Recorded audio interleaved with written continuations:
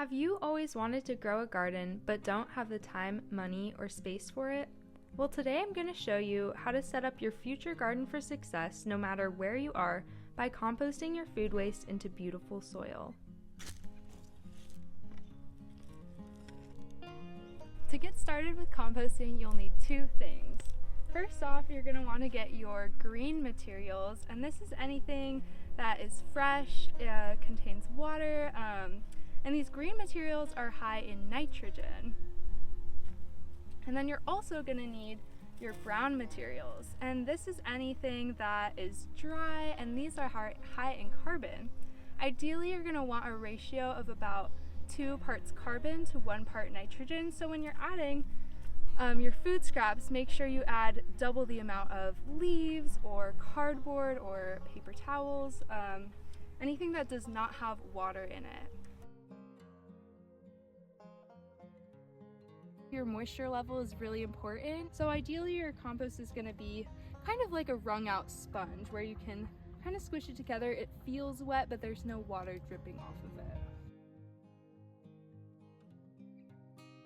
I got this idea from a friend. It's 2 bins actually stacked on top of each other, and there's holes in the first bin so that any of the great liquid that filters through can go down to the second bin. If that was just last night's stuff, or like maybe the last week is like actually food you can still recognize, it's like only 1 layer down where it really starts to kind of get pretty decomposing. What was the time frame between when you were putting the food in and then when you got this soil out? I think it was probably 4 months. Okay.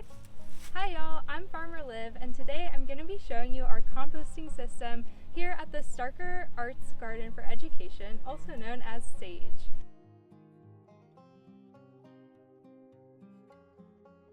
Here at SAGE, we use a 3-bin composting system, which is a really great option if you have a permanent and large space to put your compost. You want your compost to rest when it's full so that it can fully break down and heat up so that it kills any microbes or bacteria that you don't want in there, or weed seeds. So now I'm gonna just dig around a little bit to show you what a finished compost will look like. It should smell like dirt. There should be no smell of any rotting food or anything bad. Don't be alarmed if your compost contains a lot of insects or other organisms, because they are actually doing the dirty work for you. They will eat your food scraps and poop out fertilizer that your plants will love.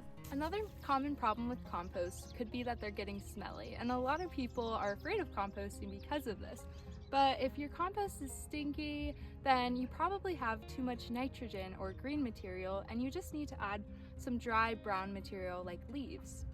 If your compost looks anything like ours does here, where it's not really breaking down, then you probably need more green materials, or that's going to be your fresh food scraps, things that are rich in nitrogen. You could use grass clippings, coffee grounds,